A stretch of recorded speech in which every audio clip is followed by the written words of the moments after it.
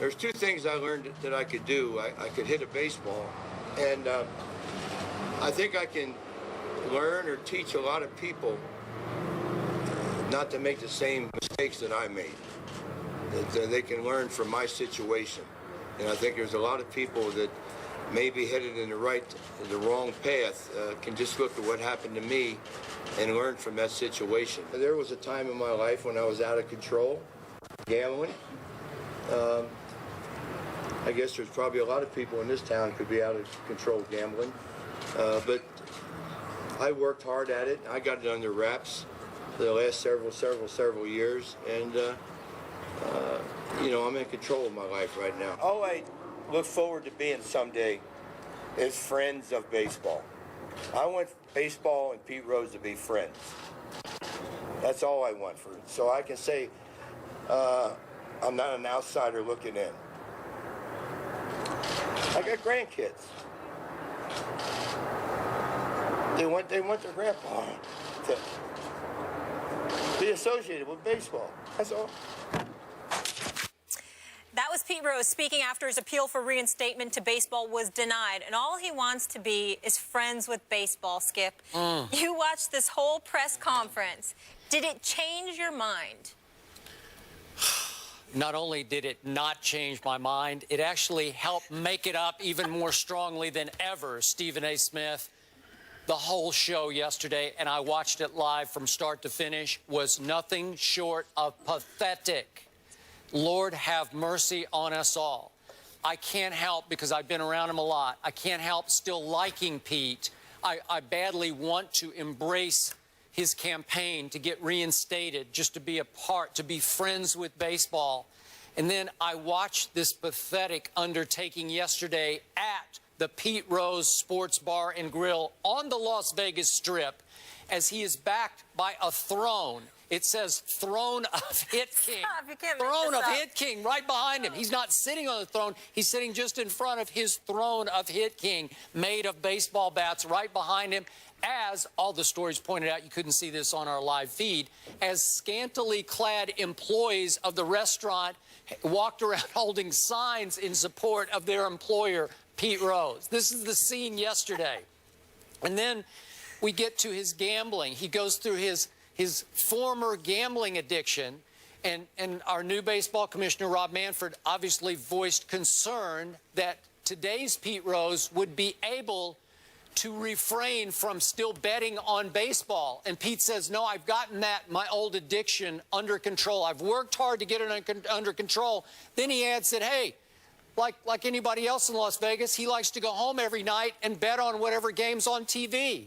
That doesn't sound like you have it completely under control. Want to keep that to yourself. I'm sorry, you a little too much information, Pete. So you're disqualified from having your gambling under control. You either do it or you don't.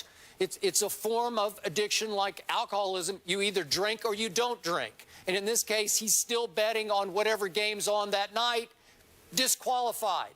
And then finally, for the first time at the end of his statement that he made, as he did take some questions, Pete Rose showed the first contrition, genuine contrition, that he showed in 26 years. He finally said, hey, I was so wrong. I want to become a new role model to show the kids how not to do it. We never heard this from him. He lied and lied and lied about betting on baseball, period. Then in 2004, he comes out with a book, My Prison Without Bars, in which he divulges, or at least admits to finally, that he bet on baseball as a manager to help sell that book. And then, as we know recently, our Outside the Lines here at ESPN reported that, nope, much evidence to the contrary, that Pete Rose did bet while he was a player as well as a manager. So he's up against it here, and in the end, Stephen A., he comes across as this carnival sideshow huckster, this pathetic sort of loser who still, he wants his cake and eat it too. He wants to preserve his same lifestyle, but suddenly he's going to be contrite and say, I'm so sorry, and to reach for the grandkids who want to know that Granddad is part of baseball.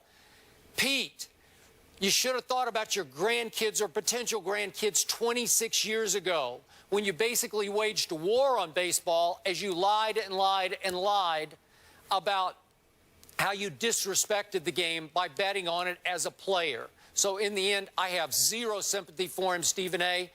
And again, I found this mostly just laughable yesterday. Well, I find nothing about this laughable.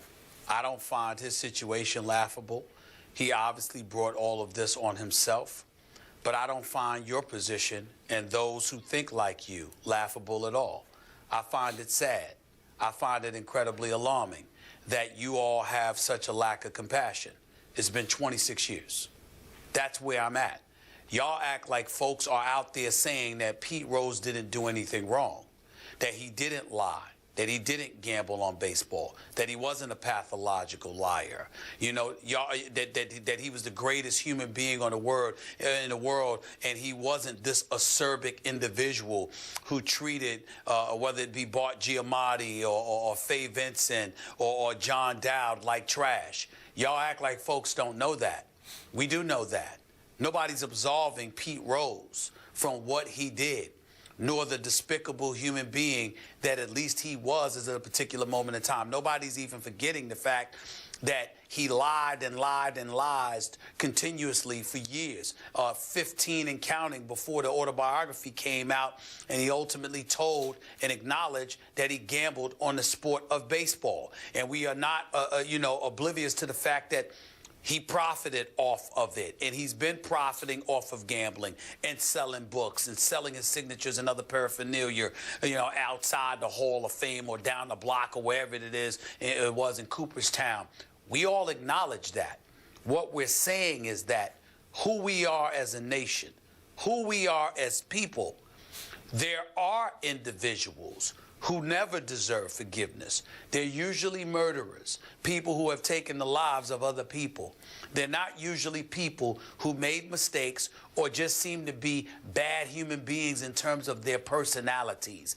That is the cause for us not having any kind of compassion. You actually sit there with a straight face, with no compunction, no slight scintilla of compassion whatsoever over the fact that a man has been banned for 26 years? And you can't find it in yourself when it is unquestionable what this man has done for the game of baseball from a positive perspective as well. Being Charlie Hustle, being a 17-time All-Star, being a 3-time World Series champion, being an all-time hits leader. You can laugh. I'm not laughing at all. I'm saying to you, we're talking about compassion, because what you're doing and what I'm saying to you, you are sitting there with a straight face and you're saying, I don't care about the 26 years. He needs to pay for the rest of his natural life. I have no compassion for it whatsoever. I don't care.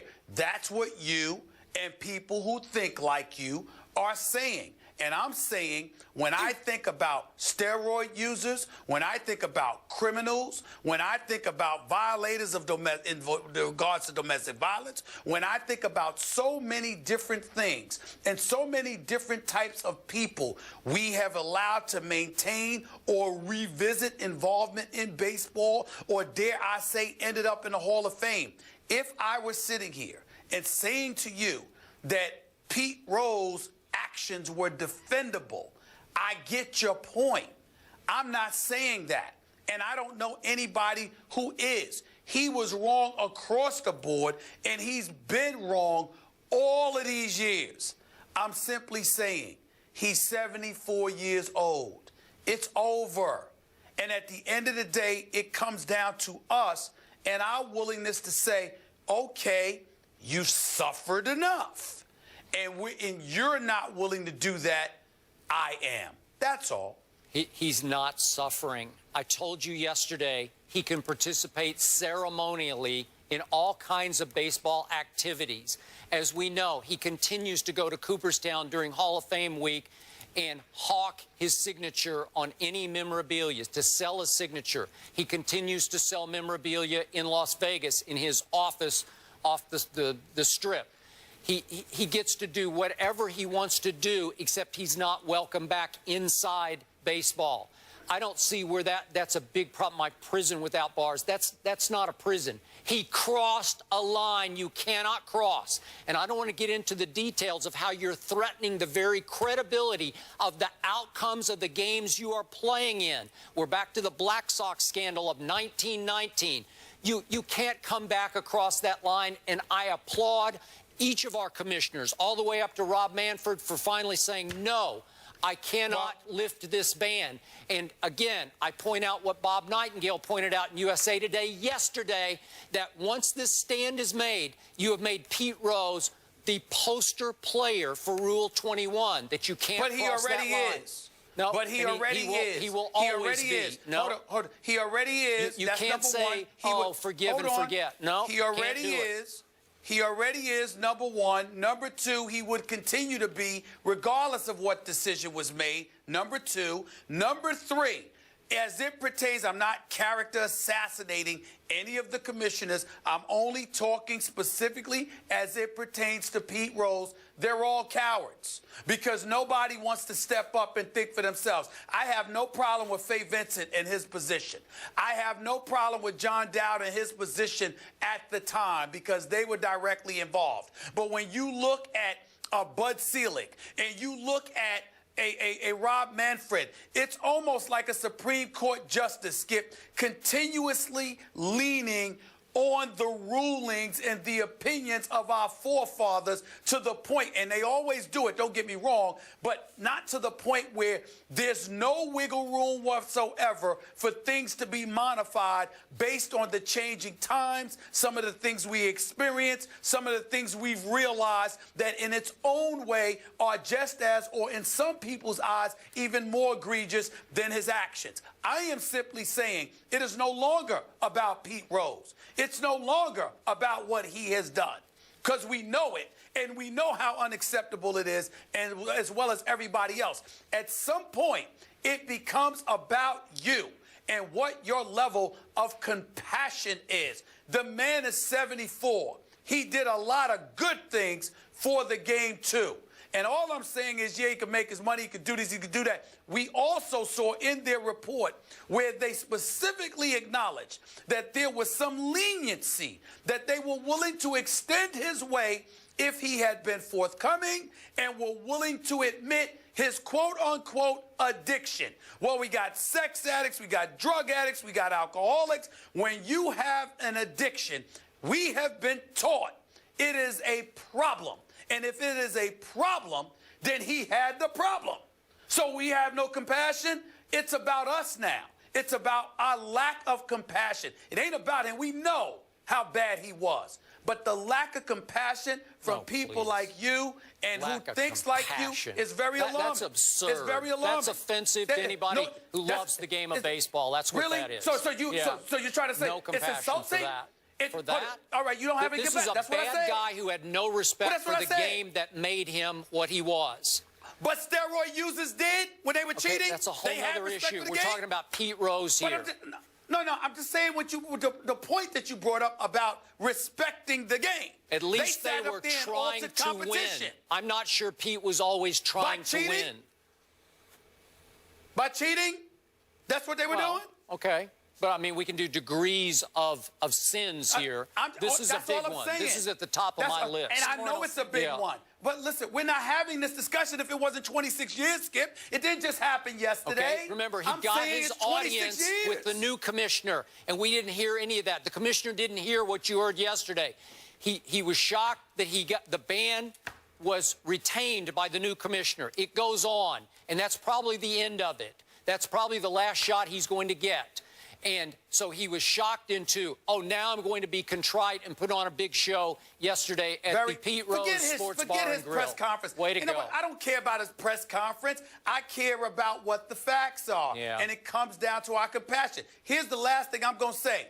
I'm going to watch baseball very, very closely, more so than I ever have in my life. And I'm not talking about on the court, on the field stuff. I'm talking about beyond the playing field. Because since so many people want to walk around and have no compassion whatsoever, we're going to see how it feels when it's extended to an abundance of people moving forward. I have compassion.